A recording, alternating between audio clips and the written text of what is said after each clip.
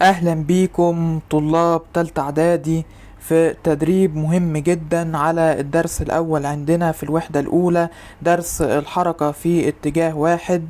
ولكن يا ريت قبل ما نبدأ الفيديو تدعمنا بلايك واشتراك في القناة. السؤال الاول عندنا بيقول لي: تتحرك سيارة على طريق مستقيم بسرعة منتظمة بحيث تعبر الكيلو 151 الساعة 8 صباحا، ثم تعبر الكيلو 316 الساعة 10 صباحا. وطالب مني بيقول لي احسب السرعة التي تتحرك بها السيارة. تمام. السؤال ده فكرته ان السيارة تحركت بسرعة منتظمة، عبرت الكيلو 151 الساعة 8 صباحا. تمام. وصلت للكيلو 316 الساعة 10 صباحا. يبقى من الكيلو 151 للكيلو 316 وصلته في كام ساعة عشان نجيب الزمن؟ تمام، وصلته في ساعتين.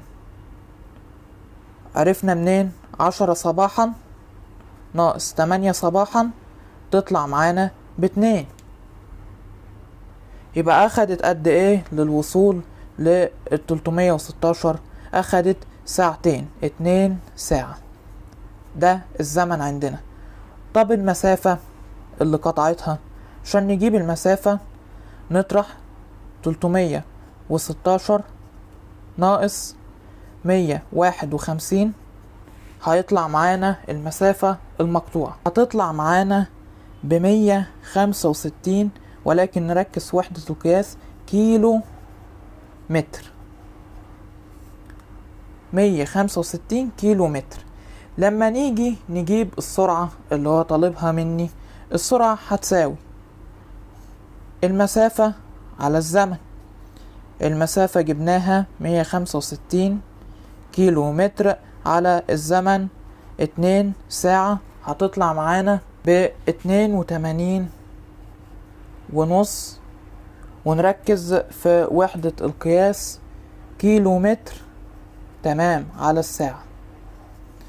طب لو هو طالبها مني بالمتر على الثانية، نحول يبقى السرعة هتساوي 82.5. عشان نحول من كيلو متر على الساعة المتر على الثانية بنضرب فيه 5 على 18، هتطلع معانا 22.9 متر على الثانية. تمام، كده احنا جبناها له بالكيلو متر على الساعة وبالمتر على الثانية. سؤال فكرته مهمة جدا وممكن تيجي في الامتحان. ندخل على السؤال التاني. بيقول لي: يقطع سباح حمام سباحة طوله 90 متر، طول حمام السباحة 90 متر ذهابا وإيابا، يعني رايح جاي، في دقيقة واحدة. ما السرعة المتوسطة لهذا السباح؟ هو طالب عندي عين شرطة، وطبعا عارفين ان عين شرطة اللي هي السرعة المتوسطة تساوي المسافة الكلية على الزمن الكلي. احنا عاوزين نعرف اول حاجة المسافة الكلية. المسافة الكلية عندنا هو قطع حمام السباحة ذهابا وإيابا، يعني 90 متر رايح 90 متر جاي، يبقى 90 في 2 في دقيقة واحدة. احنا هنشتغل بالمتر على الثانية، يبقى زمن هنا لازم يبقى بالثواني، يبقى الدقيقة واحدة 1 في 60، لازم نحولها بالثانية عشان السرعة تطلع بمتر على الثانية. هتطلع الإجابة معانا ب3 متر على الثانية. دي السرعة المتوسطة. السؤال الثالث عندنا بيقول لي: يسير شخص عدة دقائق ثم يجري بعدها عدة دقائق أخرى فتكون سرعته المتوسطة مساوية لسرعته النهائية، أكبر من سرعته النهائية، أقل من سرعته النهائية، ولا بصفر. طبعا هو في الأول بيسير عدة دقائق، يسير يعني فلنفرض أن سرعته في الأول مثلا بتكون 3 متر على الثانية، ثم يجري بعدها عدة دقائق، يعني ممكن تكون سرعته بقيت 11 متر على الثانية، فتكون سرعته المتوسطة. سرعته المتوسطة هتبقى أقل من سرعته النهائية، هتبقى أقل من 11 متر على الثانية، يبقى هتبقى أقل من سرعته النهائية. طب ليه؟ لأن السرعة المتوسطة بتحسب لي متوسط السرعة، متوسط السرعة لا أعلى حاجة ولا أقل حاجة، فهتكون بين 3 و11 متر على الثانية.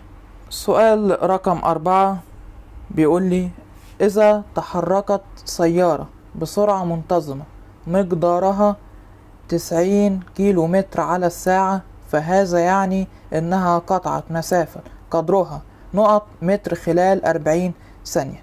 تمام. السؤال ده ما ينفعش نحله غير لما نحول السرعة من كيلو متر على الساعة لمتر على الثانية، فبنضرب 90 في 5 على 18 عشان نحولها، تطلع معانا ب25 متر على الثانية. تمام. هو هنا عاوز يعرف المسافة خلال قد ايه؟ خلال قال لي 40 ثانية، واحنا طبعا عارفين ان المسافة بتساوي عين في زين. العين طلعناها ب25، نضربها في الزمن 40، هتطلع معانا تساوي 1000 متر، يبقى الإجابة هتبقى 1000. سؤال مهم وفكرته ممتازة. ندخل على السؤال رقم 5. بيقول لي سرعة سيارة مقدارها 120 كيلو متر على الساعة نقط سرعة سيارة مقدارها 40 متر على الثانية. بيقول لي هتبقى أقل من ولا تساوي ولا أكبر من ولا ضعف؟ أولا عشان نشتغل في السؤال ده لازم نحول من كيلو متر على الساعة لمتر على الثانية عشان نعرف السرعة بكام. لما نضرب 120 في 5 على 18 هتطلع معانا ب33.3 متر على الثانية.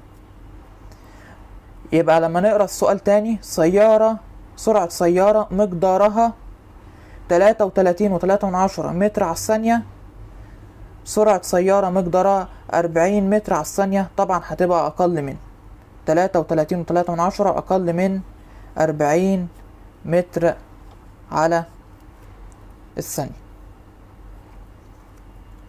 ندخل في السؤال رقم 6. بيقول لي حاصل ضرب نصف مقدار السرعة لجسم متحرك في ضعف مقدار الزمن الذي يتحرك فيه. نشوف الكلام ده. نصف مقدار السرعة يعني نص عين في ضعف مقدار الزمن 2 زين هتساوي، طبعا الاتنين تطير النص، عين في زين هتساوي ف، يبقى هتبقى المسافة.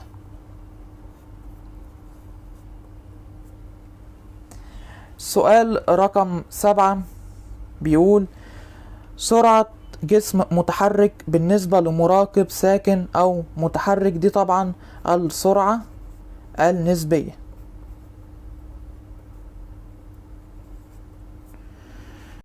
ندخل على السؤال رقم 8.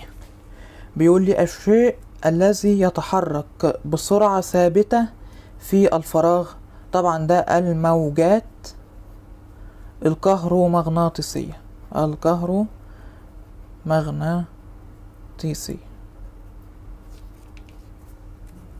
تمام. سؤال رقم 9 بيقول لي قطار طوله 150 متر يسير بسرعة 50 متر على الثانية، فإن الزمن اللازم لمروره كاملا، اللي هو مرور القطر كامل، والقطر طوله 150 متر، أمام عامل المزلقان يساوي. تمام. فلنفرض إن العامل هنا وآدي القطار طوله 150 متر، يبقى اللي هيعدي كام متر؟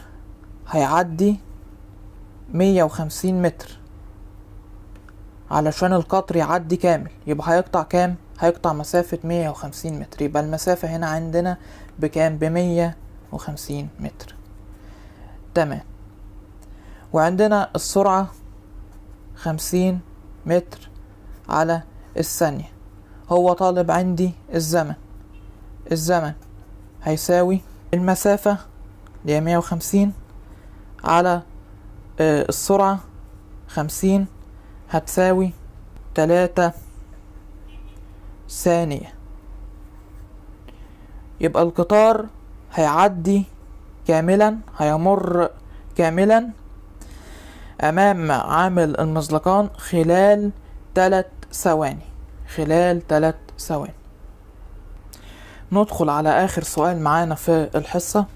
بيقول لي إذا تحرك قطار بسرعة 100 كيلو متر على الساعة فإنه يقطع مسافة قدرها 40 كيلو متر في زمن قدره نقط ساعة. تمام. معنى الكلام ده إن القطار بيتحرك 100 كيلو متر لكل ساعة، يعني في الساعة الواحدة بيكون متحرك 100 كيلو متر. هو طالب مني طب لما يتحرك 40 كيلو متر هياخدهم في كام ساعة؟ ده اللي انا معرفوش. هنضرب مقص بالطريقة دي، هتبقى اكس هتساوي 40 على 100 تساوي 4/10 ساعة. يبقى الإجابة هتبقى 4/10. عندنا بعد كده سؤال الحصة. سؤال الحصة بيقول عندما يقطع الجسم مسافات متساوية في أزمنة نقط فإن عين شرطة لا تساوي عين. تمام. يا ريت نكتب الإجابة في التعليقات. وبكده نكون انتهينا من حصتنا. أتمنى أن الحصة تكون مفيدة وتدعمنا بلايك واشتراك في القناة. هشوفكم على خير في الحصص اللي جاي.